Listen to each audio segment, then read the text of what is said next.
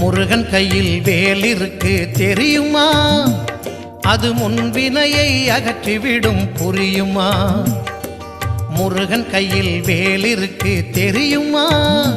அது முன்வினையை அகற்றிவிடும் புரியுமா?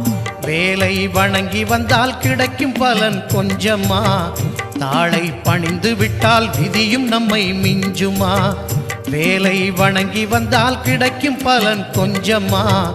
தாளை பணிந்து விட்டால் விதியும் நம்மை மிஞ்சுமா? அந்த முருகன் கையில் வேல் இருக்கு தெரியுமா? அது முன்வினையை அகற்றிவிடும் புரியுமா?